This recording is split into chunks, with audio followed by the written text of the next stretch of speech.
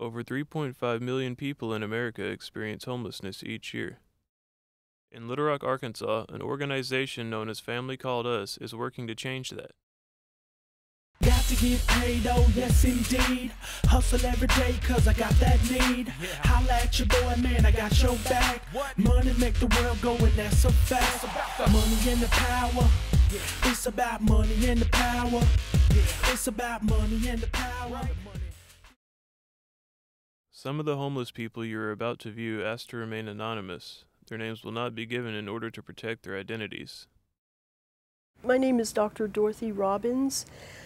In looking at the issue of poverty and homelessness, we usually go back to the late 1960s and 70s when they closed down many mental institutions, and that's considered to really be the beginning of homelessness as we understand it. And the second factor that we're now experiencing is poverty. And we know that we have 46 million Americans in poverty today in 2011. So we have a situation where many people do not have the infrastructure for real help. Although there's lots of help out there, so many people don't know how to receive that. And just a quick note on poverty, when we're dealing with the homeless, basically we're dealing with generational poverty. And when you're looking at generational poverty, for the most part, you're looking at living in today and not tomorrow. So you spend your money today. Your values are very different than in the middle class. And this is another reason that a lot of middle class structures have not helped the poor, because they don't understand the hidden codes of poverty. That man ain't out there beating on windows or hurting anybody, but they'll lock him up and take him to jail. And that's just a waste, not just a waste of the cops' times, the courts' times, and everybody else, but they can put that money that he's using to drive that guy down to jail. Why can't they get that to an investigator to go look at some other stuff? We human. We like human y'all. beings. We human too, man. That's right. We ain't aliens. We just want to be treated right. That's you know all what I'm we wanna saying? do. That's all. Yeah, that's right. Yeah. I want to know people about the homeless, and you need to help us. We need everything we can get. We need for young Congress and the government people to do things to get rid of the homeless.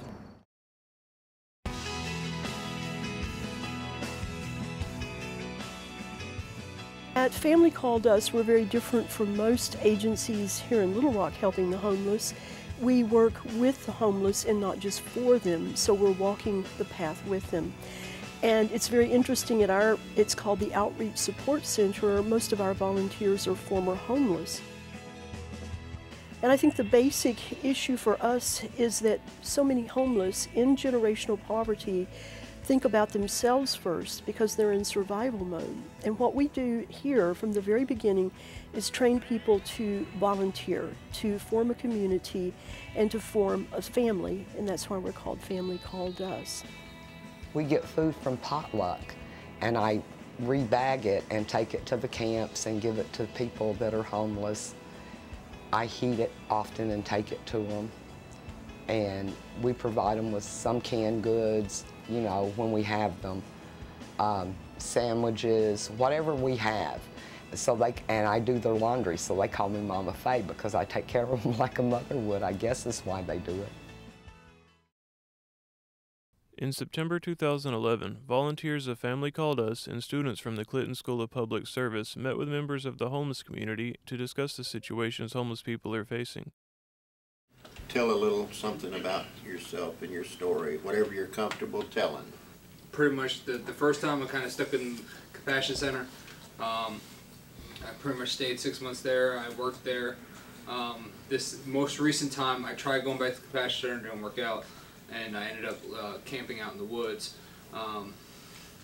Through all of this, I've been in school, and through the help of Family Called Us and other organizations out there, I've been able to get a place and get myself off the streets.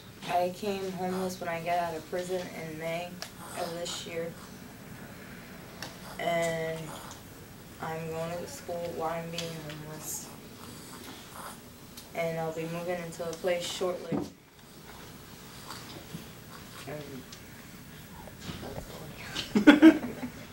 I went down a rough road. I've been to the penitentiary, and I've been through a lot of things, and still going through a tough spell, but I found my oldest daughter, who any day is fixing to make me a grandma again. And tomorrow morning, thanks to the people here, they gave me support and helped me through this tough time. I'm leaving tomorrow to go be with my daughter.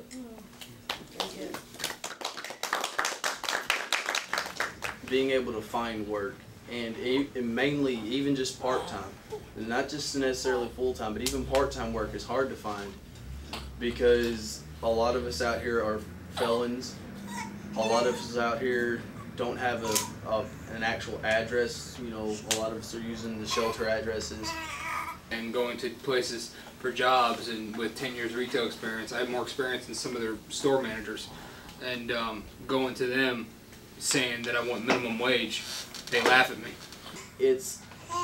I've actually seen it, you know, myself, to go to apply for a job, and they see the address, and you know, I use River City's address a lot, and I've actually had people see the address and they say, well, is that a shelter's address or something? So we're hoping that more and more people will come and start to learn about the homeless, learn about the hidden rules of poverty, so that they can really be more effective in mentoring the homeless to help them get out of their situation. I totally feel, and I've shared with my students in my classroom, that we've treated this community of people as invisible, and it has to stop. It has to stop. They're human beings, and we need to reach out and touch whenever we can. And one of the scenarios that I use with my students is sometimes we'll give them $1, but we won't give them time. We'll give them $1, but we won't give them conversation.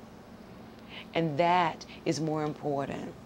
One of our aspects that we have that's very different from other organizations is called Street Perspectives, and we try to introduce the homeless to improv so they can really express themselves, to art so they can draw symbols and talk about themselves, to gospel singing, to creative writing. All types of things are happening.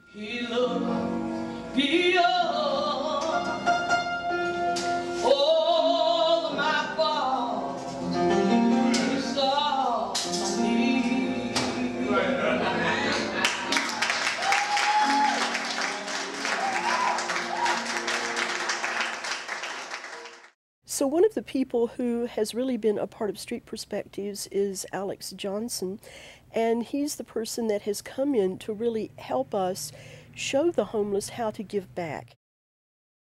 Alex Johnson, a volunteer family called us and former member of the homeless community, agreed to take us to the homeless camp where he used to live. This is the last camp I was in. We had a section down here that was ours. We had 4 tents down there, and we had a mosquito net tent here, and my storage tent was here. Ever since I left, of course, it got ravaged. Oh man, my ties are everywhere. Pretty much the tents got stolen, and remnants of my books, my binders, my shirts, my ties, everything. Just a bunch of other various items that meant a lot to me. Yeah, it's rough to see it, everything like this. All of it just a big heap of trash and basically a home for new insects. It's hard seeing your whole life strewn about like nobody cared about it. It's not fun, that's for sure.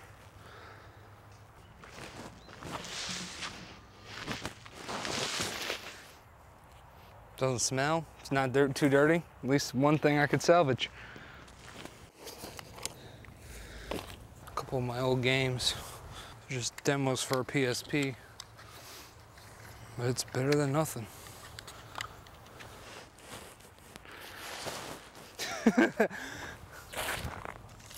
One of my Transformers. It's missing half its pieces though.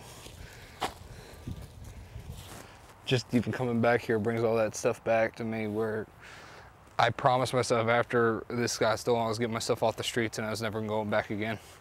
So this just kind of reminds me of what I came from and that I don't want to go back.